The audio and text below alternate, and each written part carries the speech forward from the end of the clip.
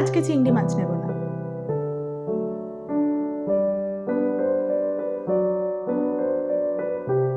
দেখো একদম মনে হচ্ছে আমাদের বাড়ির মাছের ঝোল। হ্যালো এভরিওয়ান, আমার প্রবাসী জীবনের আরও একটা নতুন ব্লগে আপনাদের সকলকে জানাই অনেক অনেক ওয়েলকাম। কেমন আছেন সবাই? আশা করি সবাই খুব খুব ভালো আছেন। আমরাও খুব ভালো আছি। আর এখন ঘড়িতে আমাদের ওই বাজে সকাল 8:30। তো মেয়েও উঠে পড়েছিল, তো ওকে খাইয়ে টাইয়ে দিলাম। এবার আমার দিনের শুরু। আর দিনের শুরু হতে না হতেই দেখছেন কেমন মেঘলা করেছে, মনে হচ্ছে যেন বিকেলবেলা হয়ে গেছে।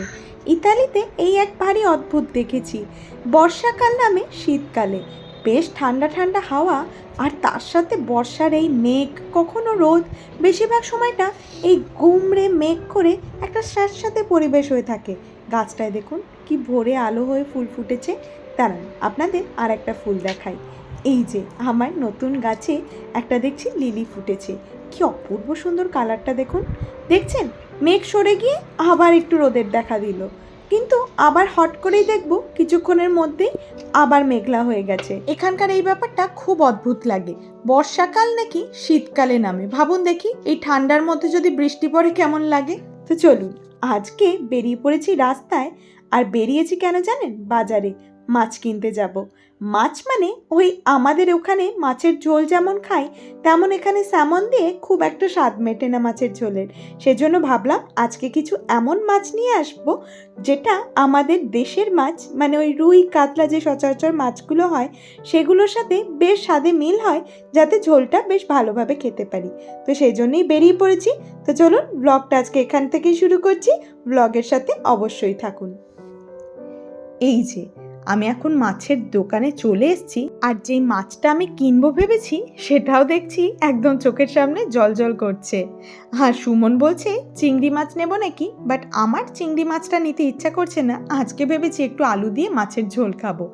এই যে এই ব্রঞ্জিনো বলে মাছটা, এখানে কিন্তু বেশ কাতলা মাছের মতো লাগে জানেন, মানে একদম ওরকম স্বাদ নয়।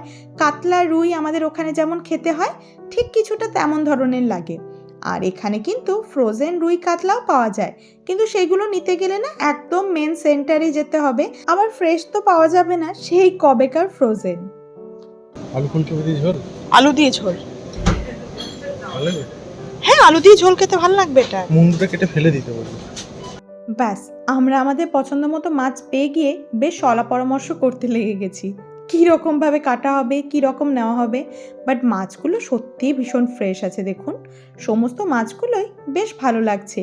এখানে বরফের ওপর রেখে দিলেও মাছগুলো কিন্তু একদম ফ্রেশ আনা, সেটা কিন্তু ভালো বোঝা যাচ্ছে। দেখুন কত ধরনের মাছ। আর এই যে এখানে না এই শামুক, ঝিনুক এগুলোও খুব বিক্রি হয়, সবাই খুব খেতে ভালোবাসে। আর এই যে এখানে আমার মিও সোনা নিজেই একটা ভূতু সেজে বসে আছে, আর খুশিতে একদম ও বেড়াতে পারলে আর কিছু চায় না। এবার কি, এবার আমাদের মাছটা কেটে দেবে। আর যে জন্য আপনাদের আরও এই ভিডিওটা করা জানেন, এখানে আমরা মাছটাকে পরিষ্কার করে দিতে বললাম, উনি এত তাড়াতাড়ির মধ্যে মাছটাকে পরিষ্কার করে দিলেন কি বলবো। এখানে এখন শামুকটা নিচ্ছেন একজন, তো সুমন বলছে আমাকে যে শামুক আমি নেব কিনা। আমি বললাম না বাবা, সে সমস্ত নিয়ে আর আমাদের কাজ নেই। আর এই যে এখন মাছ দেখা হচ্ছে কোন মাছটা নেওয়া হবে। আমরা একটু বড় দেখেই নিলাম, কারণ আমরা কেটে ঝোল করে খাবো সেজন্য। আর এই যে উনি এখানে ওজন করে দিচ্ছেন। মাছটা জানেন 600 গ্রাম মতো ওজন হলো, আর দাম পড়লো আমাদের ওই ধরুন 900 মতো এরকম। কিন্তু মাছটা খেতে বেশ সুন্দর লাগে।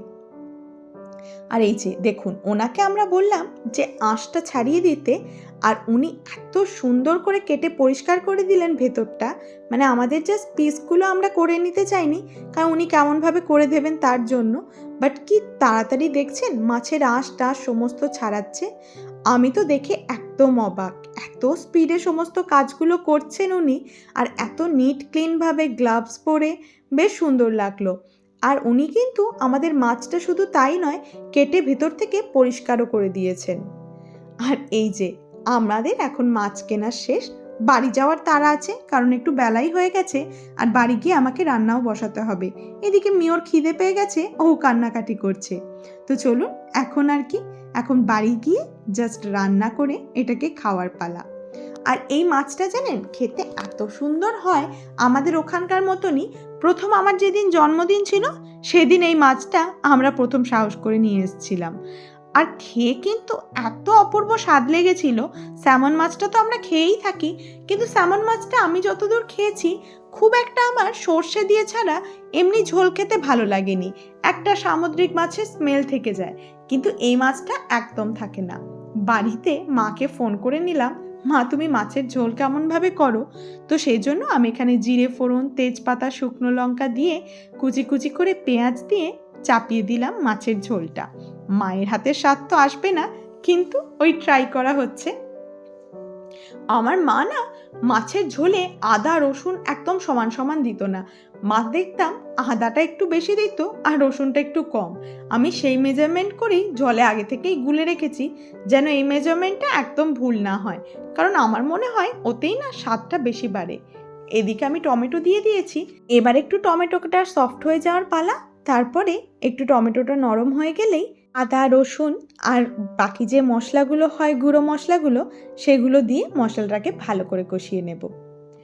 আর জানেন এখানে এসেছিলাম যখন, কি মাছ পাওয়া যায় বেশ একটা খোঁজ পড়ে গেছিল আমার, কারণ বাঙালি হয়ে মাছ খাবো না, আর আমি বরাবরই ছোট থেকে মাছ খেতে খুব ভালোবাসি। তবে এখানে আমি রুই কাতলাও খেয়েছিলাম ফ্রোজেন। বাড়ির ওই রকম ফ্রেশ মাছের মতো তো স্বাদ আসে না, কিন্তু ওটাও খেতে দুর্দান্ত ছিল জানেন। কিন্তু এত শহরের মধ্যে তো, আর গিয়ে নিয়ে আসা, তারপর ওটাকে ডিফ্রস্ট করা, সমস্ত কিছু খুব ঝামেলা। আর নিতে হলে নিতে হবে একদম 4-5 কেজি। ওরকমভাবে দুজনের জন্য নেওয়া যায় বলুন? কবে আবার বাড়িতেও ভালো করে ওটাকে মেনটেন করে রাখতে হবে। আর এই যে মাছের ঝোলে এবার আলু দিয়ে দিলাম। এই মাছের ঝোলের আলু কাটাটাও মায়ের থেকেই শেখা। মা দেখতাম এরম লম্বা লম্বা করে আলু কেটে দিত, এত অপূর্ব স্বাদ লাগতো আমার সমস্ত মাছের ঝোলটাতেই। এবার জল দিয়ে মাছটা দিয়ে ফুটিয়ে নেব। ব্যাস, আমার মাছের ঝোল এখানে একদম রেডি। তো প্রবাসী জীবনের তো এই একটা ব্যাপার, যে কোনো স্বাদই আমাদের নিজেদের মতো করে একটু ম্যানেজ করে নিতেই হয়, বাট খেতে কিন্তু দুর্দান্ত হয়। ব্লগটা কেমন লাগলো আমার অবশ্যই আপনারা কমেন্টে জানিয়ে, ভালো লাগলে আমার চ্যানেলটাকে সাবস্ক্রাইব করে দেওয়ার অনুরোধ রইল। আর এই ভিডিওটা ভালো লাগলে লাইক করে দিতে একদম ভুলবেন না।